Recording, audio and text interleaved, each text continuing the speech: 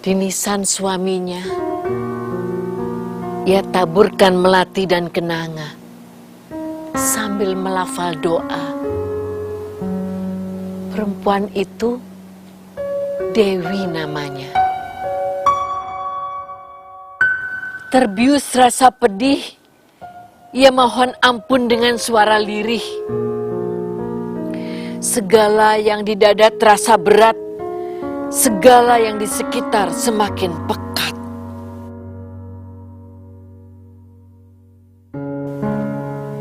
Sepuluh tahun ia sudah hidup bersama Joko, suami pilihan ayah. Perkawinan yang selalu redup karena Albert pilihan hatinya. Maafkan aku, suamiku. Setelah 10 tahun sudah lamanya kita menikah, tapi tak jua aku mencintai. Sudah kuberikan segalanya padamu, tapi rupanya bukan engkau pemilik hati ini. Bukan engkau yang di angan-anganku. Joko, apa dayaku?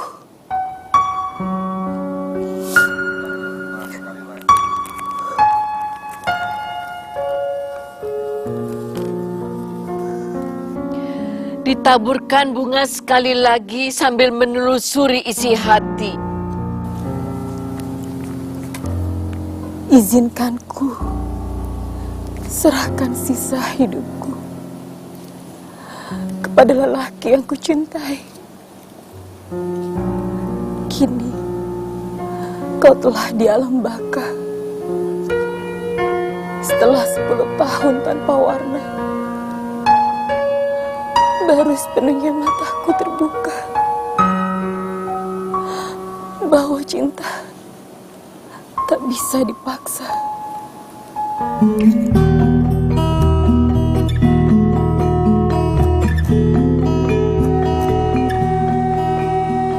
Di kamar yang sunyi, Dewi membuka almari. Diambilnya kotak berwarna nila yang sejak menikah tak pernah disentuhnya. Dengan gemetar kotak dibuka, mawar kering itu masih di sana. Terbayang Albert kekasih hatinya, tersengat jiwa oleh kisah lama. Seolah didengarnya kata pemuda itu di saat perpisahan 10 tahun lalu.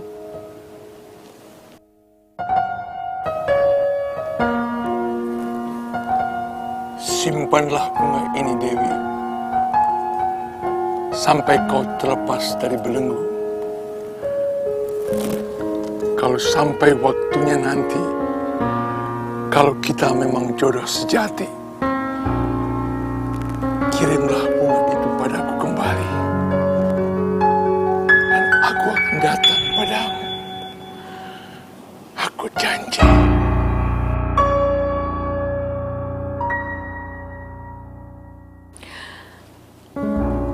Tahun 80-an, mereka kuliah satu angkatan. Bersahabat, tak usah ditanya. Cinta nanti dulu. Agama berbeda. Sejak awal Dewi merasa Albert pemuda istimewa. Tapi Dewi perempuan muslimah, sedang Albert anak pendeta. Sering pemuda itu berkata, Aku suka ke gereja tapi tak pasrah pada satu agama. Aku hanya ingin menyadap intinya. Sering ia sampaikan segala yang dikuasainya dari buku dan pengalaman, dan Dewi tak pernah bosan mendengarnya. Umat manusia sudah lebih dari 150.000 tahun umurnya. Berturut-turut agama pun diturunkan, diwartakan, dipertengkarkan. Manusia lebih tua dari agama. Sudah ada cinta sejak manusia diciptakannya. Cinta lebih tua dari agama. Janganlah agama mengalahkan cinta.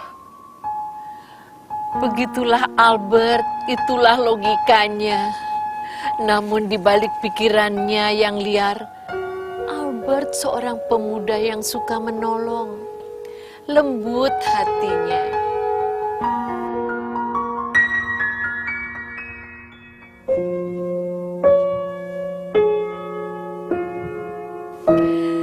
Dikenalnya pemuda itu sejak kecil dari desa terpencil, sama-sama hijrah ke Jakarta untuk merebut cita-cita. Semasa bocah, mereka menyeberang sungai ke sawah. Melewati jembatan bambu, tiba-tiba patah. Dewi tercebur, ya Allah. Sigap Albert melompat menolong, sementara kawan-kawan lain bengong. Ditariknya Dewi, diseret melawan arus deras. Diangkatnya ke tepi sungai, dibimbingnya rebah di teras.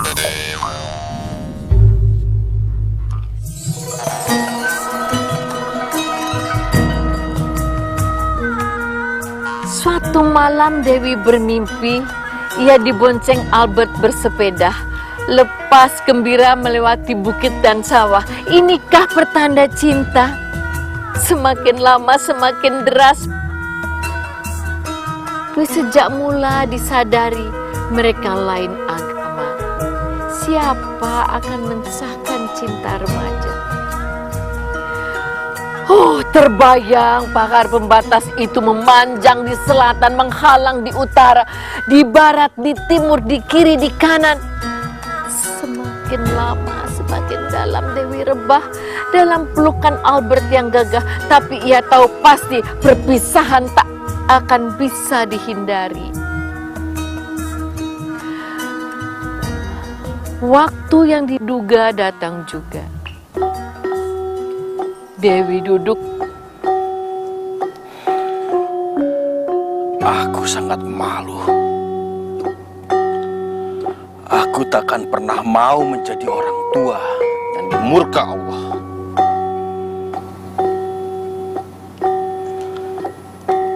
Aku takkan sanggup menjadi insan yang dilaknat hanya karena anaknya memilih jalan yang sesat. Dan sampai juga pesan utama. Joko pemuda santri sangat cocok jadi suami. Tekad ayah bulat, niatnya pekat. Albert harus dilupakan. Joko, suami Dewi di masa depan, tak sepatah kata bisa terucap Dewi. Bibirnya terkunci, tertunduk, jiwa berontak, tapi pesan ayah tak bisa ditolak.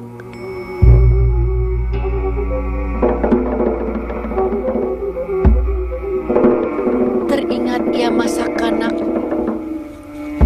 tinggal di rumah sederhana. Ayah kadang-kadang pulang larut. Waktu itulah ibunya bertitah. Lihatlah nak, kita masih bisa menikmati sore dan malam. Tapi ayahmu masih mencari nafkah, berjibaku. Kita ini bagaikan benalu. Jangan sekali-kali kau durhakai. Pohon perkasa sandaran hidup kita. Jangan pernah kau ganggu nurani ayahmu. Oh, hidup ayah lurus. Prinsip agamanya kuat. Kaku, beku. Katanya pada suatu hari, Manusia memang diciptakan berpasang-pasangan. Walau dia baik buatmu, tapi dia beda agama. Itu artinya dia bukan jodohmu yang dikirimkan oleh Allah untukmu.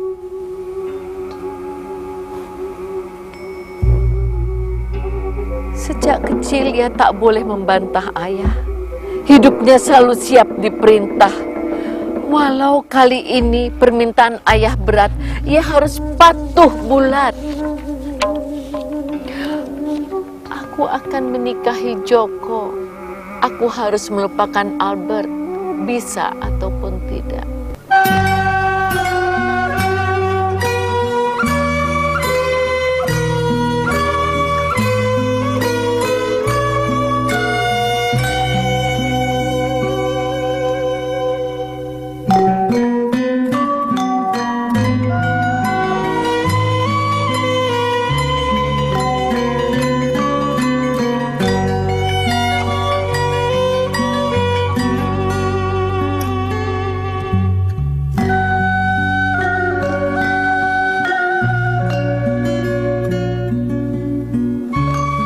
Albert, ia berbeda. Rumahnya di atas angin, baginya agama sama saja. Tapi menghadapi Dewi harus panjang nalarnya. Benar, katanya kepada diri, banyak orang tidak peduli dan mereka ikuti saja kata hati. Tapi Dewi bukan selebriti. Ia temui para ahli kitab dan masing-masing punya sikap. Itu haram mutlak, kata salah seorang sambil menunjuk hukum yang jelas dan tegas. Yang lain bersikap sebaliknya, berdasarkan alasan yang juga mengena. Pemuda itu terbuka mata, tak ada keseragaman ternyata. Ada yang menutup pintu kawin beda agama, ada juga pandangan menerima. Wahai, apa makna semua? Apa peduliku? Mengapa aku harus tunduk pada aturan ini? Bukankah cinta lebih tua dari agama dan negara?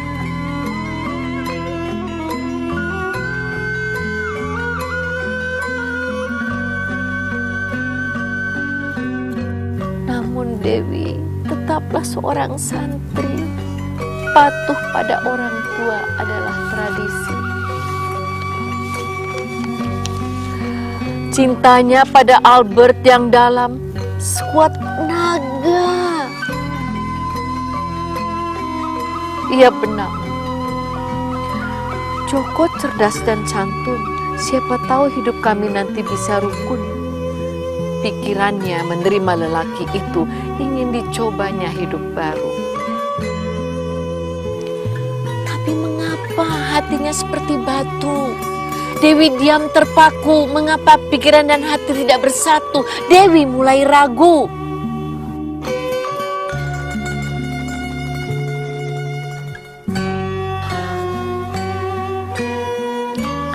Albert selalu bergelora, mampu menggetarkan sampai ke surga. Joko alim dan dingin, hatinya beku seperti lilin.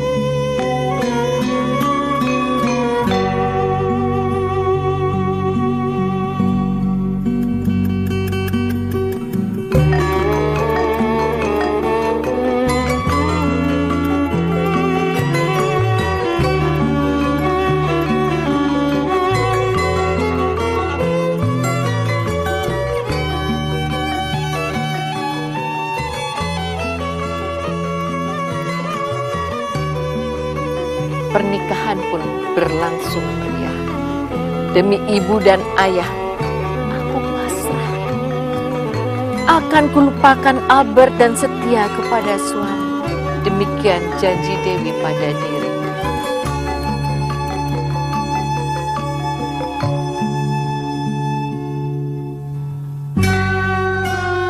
Hari silih berganti, tahun beruntun. Kedua menjalani hidup yang tertuntun. Joko pegawai negeri biasa, Dewi karyawan sebuah perusahaan swasta.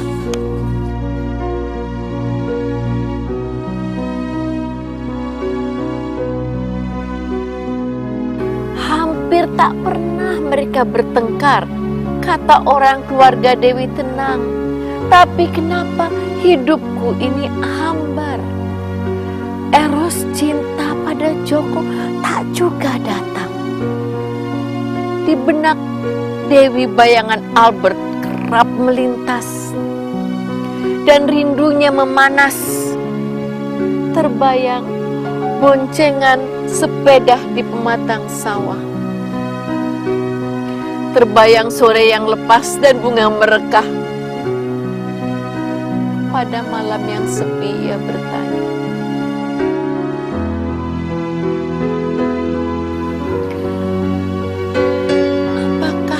gejolak cinta datang satu kali saja, dan itu hanya untuk remaja. Mengapa tetap mekar kepada Albert, pacar masa remaja? Mengapa tidak pada Joko?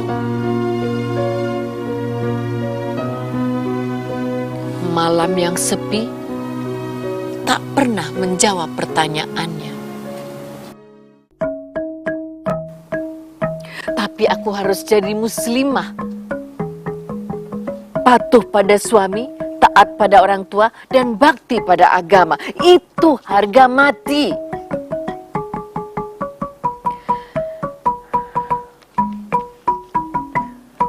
Bertahun-tahun mereka berkeluarga, tak juga lahir anak.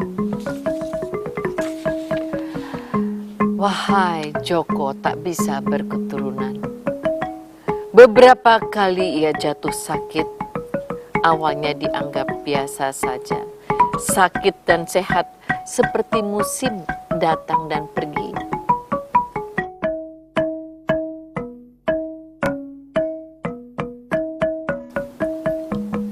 Namun, di tahun ke-9 pernikahan, sakit Joko semakin berkepanjangan. Semakin parah, tubuhnya tampak bertambah lemah. Sebagai istri yang berbakti, Dewi memutuskan berhenti bekerja agar bisa merawat suami dan tinggal di rumah saja. Tak putus-putus juga Dewi berdoa agar Joko kembali seperti sedia kala, meski ia sadar sepenuhnya bahwa ini bakti semata, bukan rasa cinta. Dan hari itu pun tiba juga. Joko tak bisa bertahan lama.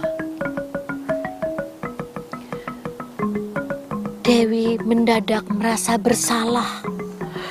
Mengapa di lubuk hati tetap ada masalah?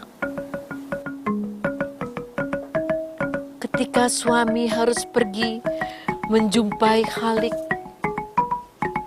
Dewi bertahajud. Jiwanya menangis, pikirannya ngelanut. Ya Allah, Ampunilah aku. Segala cara sudah kutempuh.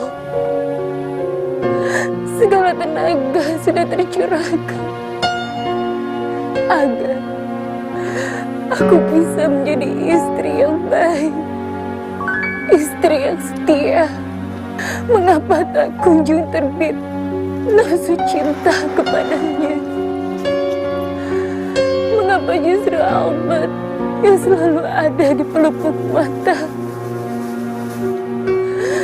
Ya Allah, aku telah gagal jatuh cinta kepada suamiku sendiri. Ampuni aku ya Allah.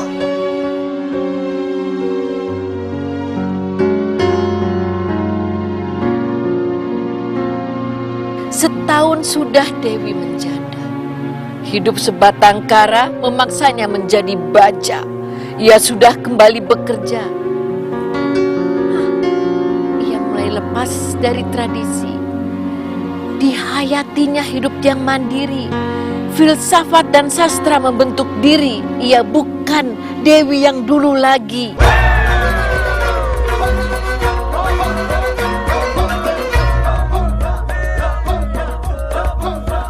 Suatu ketika, ia ke kampus, melepas rindu masa-masa dulu.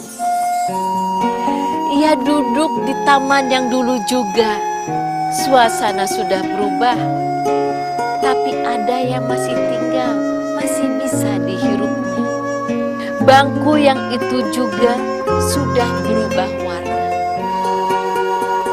Di situ ia dulu sempat bertemu Albert sebelum hari pernikahan. 10 tahun yang lalu.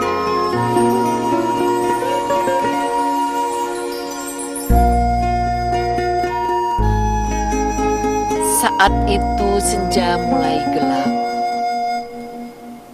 Mereka sadar segera harus berpisah di pojok taman itu.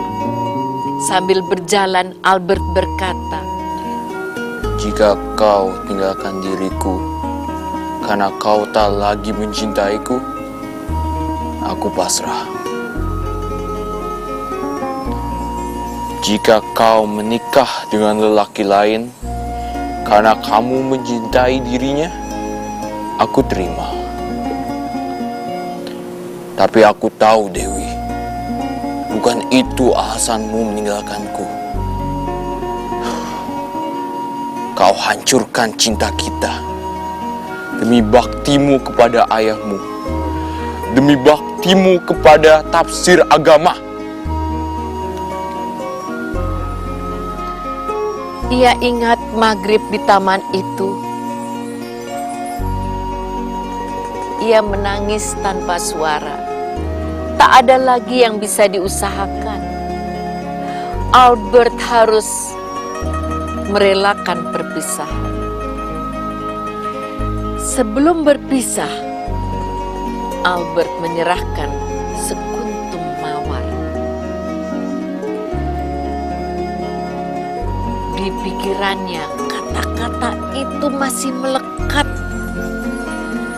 yang bisa membuat hari-harinya pekat. Dewi, simpanlah mawar ini.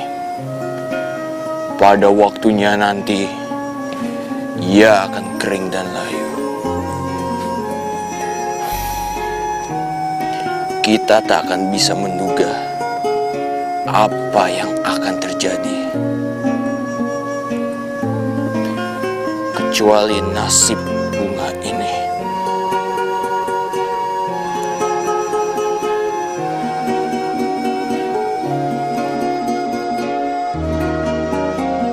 Kita tak tahu masa depan. Jika ternyata kau memang jodohku, dan kelak kau sudah siap untuk bersatu denganku,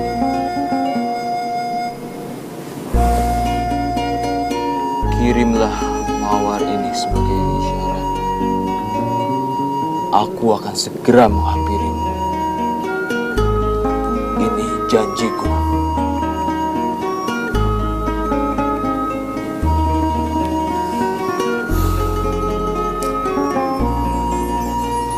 Aku percaya dalam hidup manusia hanya jatuh cinta sekali saja. Cintaku sudah tunai untukmu.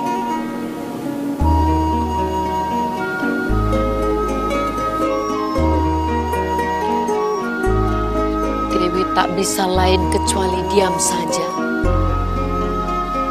Sambil menundukkan kepala, ia bertanya, apakah Albert akan menikah juga? Aku akan menikah dengan petualanganku. Gunung-gunung tinggi akan kutaklukkan. Akan kujelajahi bumi yang diciptakannya. Dan akan kusampaikan setiap pertanyaan. Setiap puncak tinggi gunung yang kudaki. Tuhan, mengapa kau tak restui cintaku kepada kedua ciptaanmu sendiri? Hanya karena agama kami yang berbeda? Padahal Engkaulah yang menurunkannya.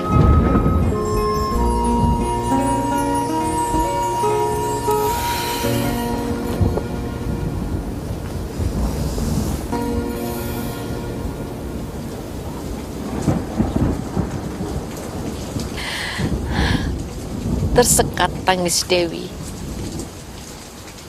Dibawanya mawar itu. Disimpannya dalam sebuah kotak yang akan menjaga rahasia abadi. Cintanya kepada seorang laki-laki. Cinta sejati, cinta hati.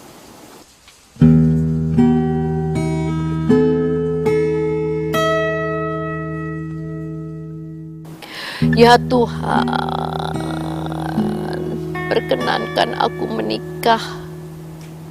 Bimbinglah aku agar setia pada suami.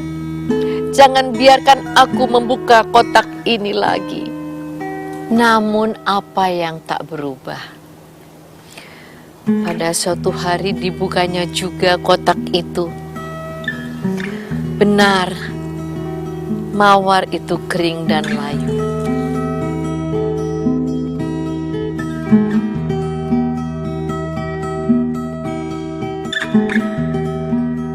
Tapi masih diciumnya wangi baunya. Gemetar ia di tangannya.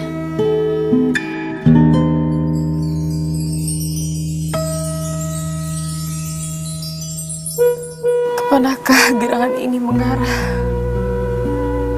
Muncul kembali bayangan yang sudah jadi arwah.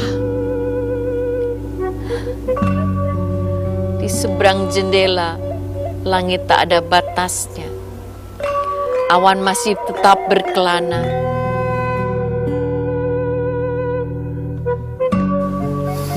Kini sudah saatnya ku ikuti suara hati ini. Sudah saatnya aku berbakti pada diri sendiri.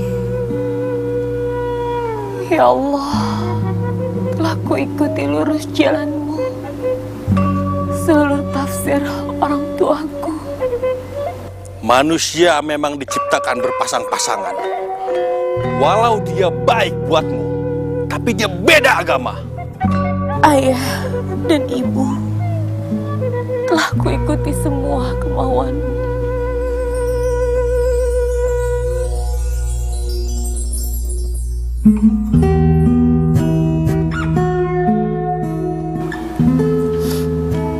Menikah dengan lelaki yang bukan pilihanku.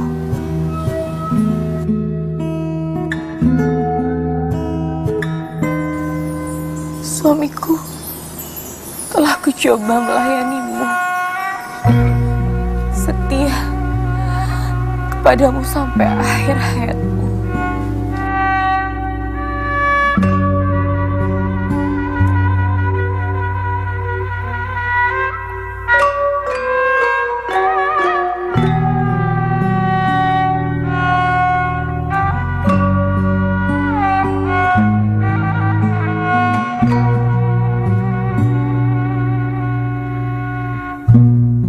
Kini tiba giliranku menjadi Tuhan bagi diri sendiri.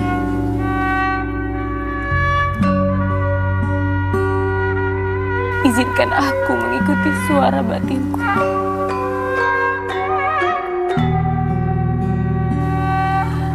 Hanya tunduk dan patuh kepada titah batinku.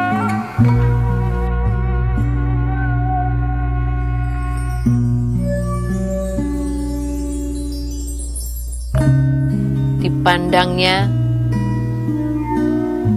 mawar kering itu sudah tetap niatnya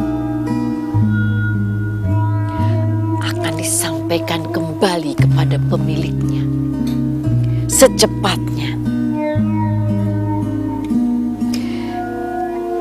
Ia pasti sudah menunggu, pikirnya.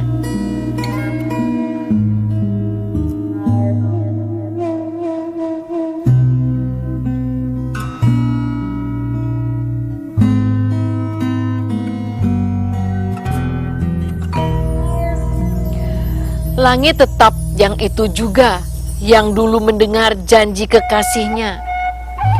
Kapanpun juga bunga ini dikirim kembali, lelaki itu akan siap menerimanya lagi.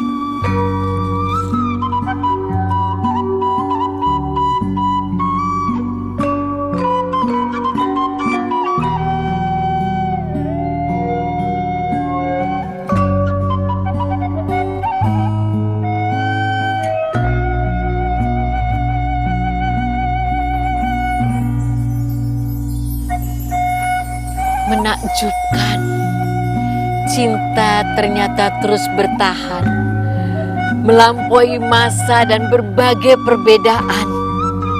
Pernikahan boleh dibatalkan, tetapi meski di dalam sekam, cinta tak bisa padam.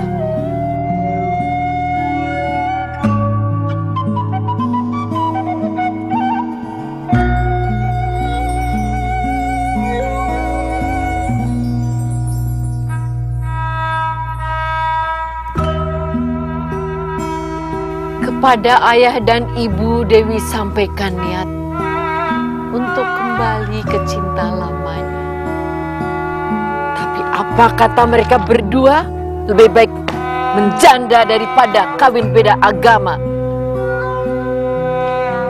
Namun sekarang Dewi berbeda. Ia tetap sayang orang tua. Ia tetap soleh soal agama. Tapi sikap hidup kini ia tegak pada pendiriannya. Ayah menghalanginya sekuat tenaga. Menikah beda agama akan mengirimmu ke neraka. Ayah, ini zaman Facebook dan Twitter, bukan era Siti Nurbaya. Dunia sudah berubah. Bukan manusia untuk agama, tapi agama untuk manusia. Bagi ayah, menikah dengan beda agama itu masalah. Tapi bagiku tidak. Ayah memang merawat fisikku sejak kecil. Tapi jalan hidupku bukan punya ayah.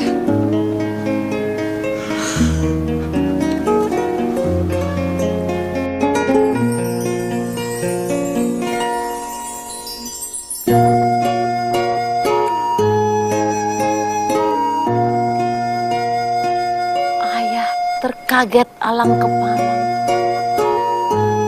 Dewi yang patuh sudah tiada. Di hadapannya berdiri Dewi yang berbeda. Oh, betapa dunia sudah berubah. Hati Dewi sudah bulat cintanya pada Albert memanggilnya kembali. Terbayang era bocah yang menemani Albert bermain layang di sawah. Maka diposkannya bunga ini ke alamat kekasihnya.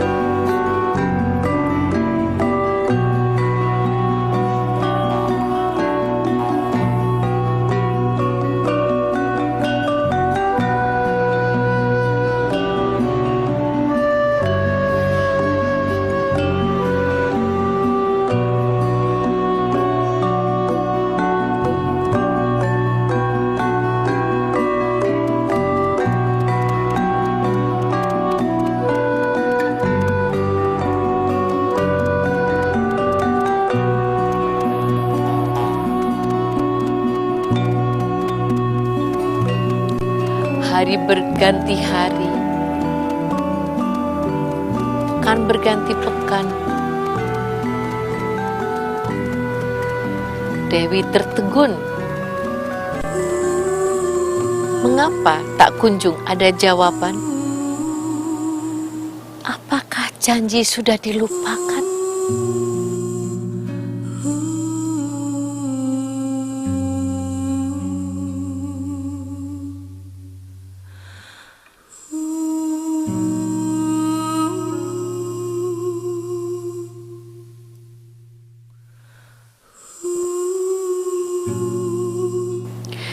Tibalah juga sore tak terduga itu. Seorang ibu tua mengetuk pintu. Dan ketika dibuka, astaga, ibunya Albert rupanya. Dipeluknya Dewi. Disampaikannya berita itu. Sejak kamu menikah, Albert tidak betah lagi di rumah. Ia daki gunung demi gunung, entah di negeri mana. Seperti ada yang ingin dicarinya. Seperti ada yang ingin diprotesnya.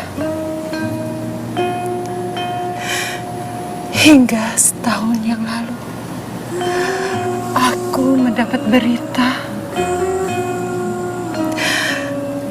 Albert. Kenapa, Bu? Anakku. Kenapa? Laki-laki itu, ia tidak akan pernah kembali. Suara perempuan tua itu terbata-bata. Tak kuasa menahan air matanya. Dan Dewi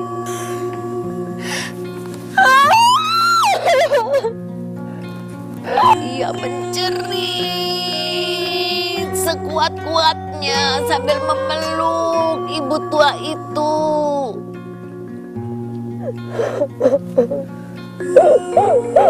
Ada pesannya, sambung Ibu Albert. Sebelum pendakiannya yang terakhir, Albert menitip surat yang hanya boleh disampaikan kalau kuntum mawar sudah kau kirimkan. Tak sabar, dengan tangan gemetar, dibukanya surat itu. Masih dikenalinya tulisan tangan Albert, tetap seperti dulu. Dewi, Mungkin sudah kau kirim kembali bunga kering itu sekarang. Tapi yang akan kau terima hanya surat ini. Aku tak berniat mengingkari janji. Aku sekarang mungkin di alam yang lain. Dan janjiku tetap seperti dulu. Cintaku hanya untukmu yang tak sampai hanya karena kita berbeda agama.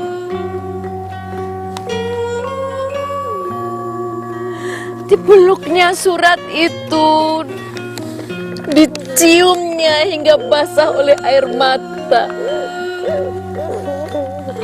Hatinya menjerit, melolong. sampai jauh.